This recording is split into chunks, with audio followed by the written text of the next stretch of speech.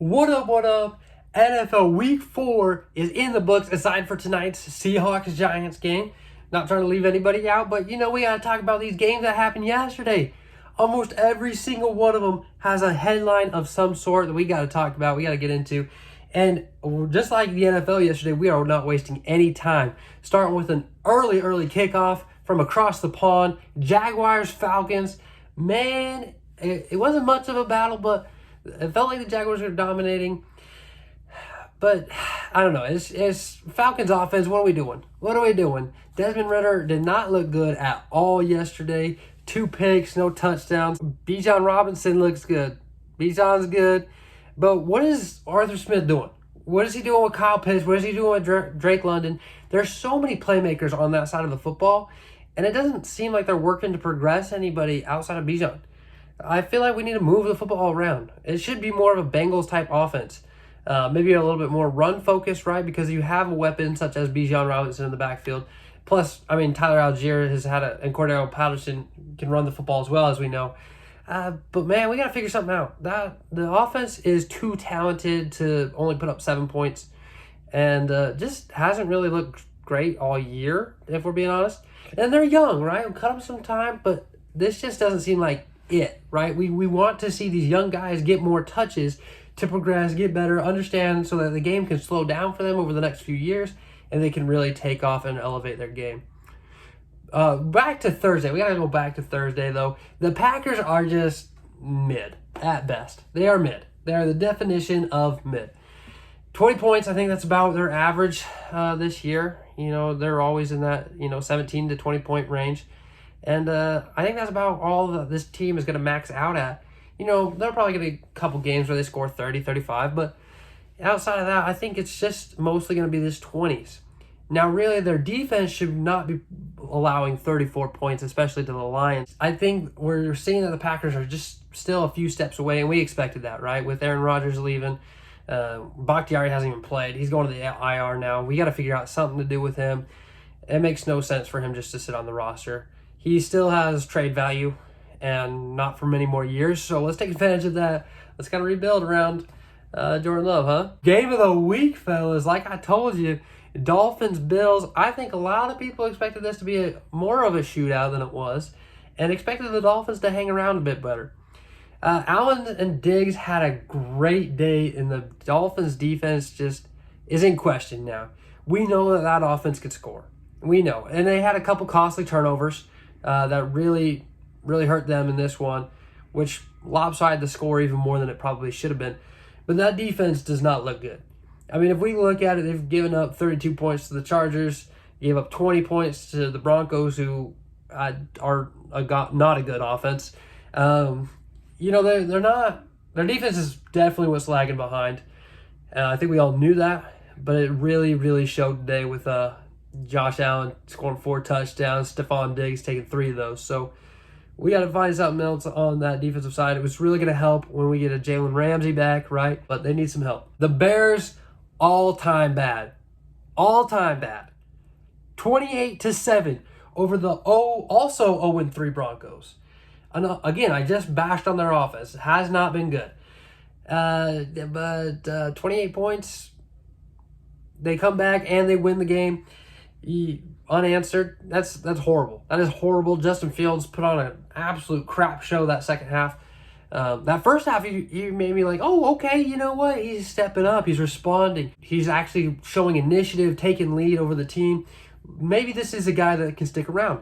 And then, does 180 at halftime. The wrong way. It's just, you got to shake your head, right? That's just hard. You can't, I don't even know what to say, right? Because it's just, there's nothing to say about it. It's just all-time bad. This might be an 0-17 team. Hot take? I don't know. Baltimore dominates in Cleveland with Deshaun Watson out. Pence's offense looks absolutely horrible.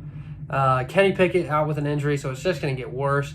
Najee has not been special like we thought he should be. Freak athlete just can't get it done. I don't know what's going on there. Their offense is just bad. Their defense isn't horrible, but it's not great either. CJ Stroud turned me up, dude. Whew. This boy can throw the football. And I love what he said in his post-game conference. Hey, this is home turf. We got to defend that. We got to defend that. He really showed a leader. That's a franchise guy. That's the kind of guy you want in your locker room, leading the team and giving the franchise keys over to, right? He's saying, hey, that's our cornerstone. That's who we use the second overall pick on. And as they should. You know, he's tossing for a lot of yards. I think he's third in passing yards right now with another 300 yards yesterday. So, great game from C.J. Stroud. Pitt's got to figure it out, but they're looking bad. Vikings also look very bad, but they still sneak out the win. Bryce Young, still no touchdowns, still not playing good. C.J. Stroud, Rookie of the Year. But hold on. 2 more Rookie of the Year candidates. Anthony Richardson missed week 3, but comes back week 4 and dominates again. He looks good. In a loss, unfortunately, his 200 yards passing with another 60 or so rushing wasn't quite enough to overcome probably the leader for Rookie of the Year right now, Puka Nacua. Man, another 100-yard plus game. And he spoils Anthony Richardson's return in overtime. Great battle. Didn't expect it to be that close. Hey, good show out from Anthony Richardson. We're seeing a lot of flashes, and that's really what Colts fans are excited about. And that's what they wanted to see. They weren't expecting anything crazy. They're seeing those flashes. Jonathan Taylor should be returning to practice this week. We'll see what happens there. Tampa dominates on defense. A couple turnovers. Makes this a kind of a lopsided game in favor of the Bucs over the Saints. Eagles find themselves in a dogfight with the Commanders. And when I was thinking about this game, you know, I turned it on. I saw the Eagles were losing, 14-7 or so. And I got worried. I was like, man, what kind of fluke is this? Like, this is embarrassing. And maybe it's not. Maybe it's not. Maybe the Bills are just that good. As we can see, they put up another dominant performance against the Dolphins. And Sam Howell looked good. 300 passing yards or 300 total yards. I mean, he ran the ball for 60 yards, threw for 250 or whatever. Like, they look good. He looked good. Terry McLaurin is helping that man out a lot. 8 catches, 86 yards. But man, hey, Eagles, they really need to turn it up. Though Jalen Hurts looked a little bit better today. Or yesterday again. Sheesh. I don't know why I keep doing that. Bengals, man. Bengals get dominated by the Tennessee Titans. Tighten up, baby. I'm not going to hop into this game too much. I'm going to give the Bengals their own full video probably over the next couple days here. But Jamar Chase, effing open all the time is what he says. Very frustrated. A lot of frustration over on the Bengals side. But again, we'll talk about them a little bit more throughout the week. Stay tuned. Khalil Mack. He still got it, baby. He still got it. It's been a minute since we've really talked about Khalil Mack, but 6 sacks against his former team. 6 sacks in one game is absolutely nuts. Absolutely nuts. Record-breaking game. And that leads the Chargers to get the dub over the divisional rival in Las Vegas. Pats, Cowboys, Mac Jones gets benched. And, man, what are we expecting from Mac? What are we expecting? I mean, the Pats came out, they said, hey, Mac Jones is still our guy. He's still the starter. I think this is a little humbling for him. He's got to figure it out. 2 interceptions, no touchdowns. That's hard to overcome. I really want to see that run game get going, though, with Ramondre Stevenson. Get some pressure off of Mac Jones. And think about it. He really doesn't have many weapons on the offensive side of the ball. The Patriots just need to go in a full rebuild mode, and they just haven't yet. But they need to. But it's good to see the Cowboys bounce back. Christian McCaffrey, MVP? MVP? Maybe. 4 touchdowns for CMC. The Cardinals put up 16 points, which I'm honestly still very surprised, even after their performance against Dallas. Still a much better game than I thought it would be. Josh Dobbs has looked good. Kyler Murray still expected to be out for a few weeks.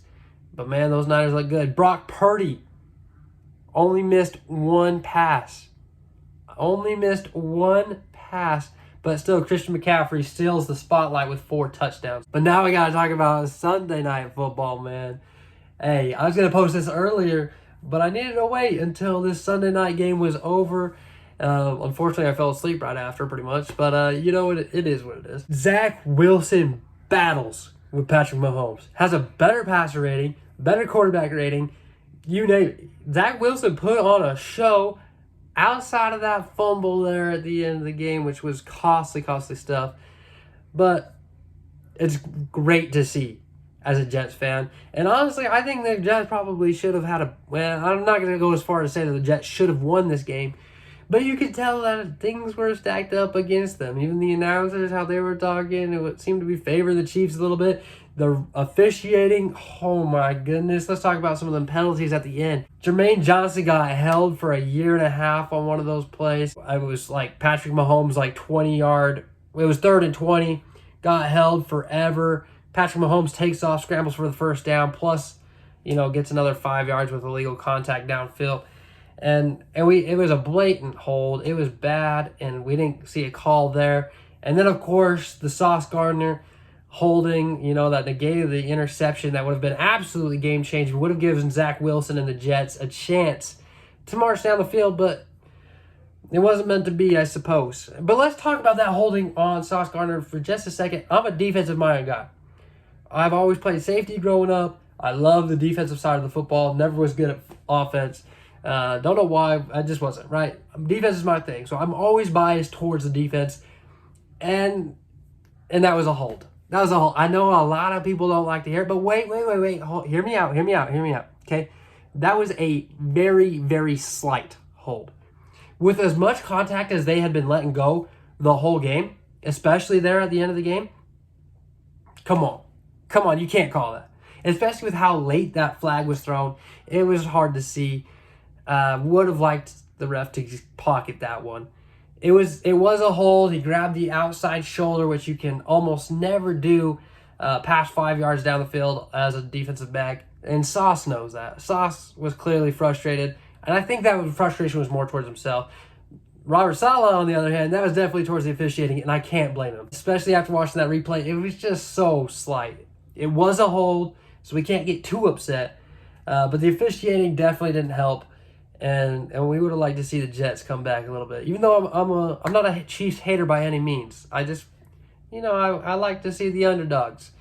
Especially with the Zach Wilson. Though, I'm not the biggest Zach Wilson fan. It was good to see him ball out. I'm excited about it. There was a lot of good things to see this week. Whether it's Zach Wilson, whether it's Anthony Richardson, whether it's the Cardinals putting up 16 points, whether it's Khalil Mack, 6 sacks. A lot of fun. Good weekend. And hopefully that continues tonight with Monday Night Football.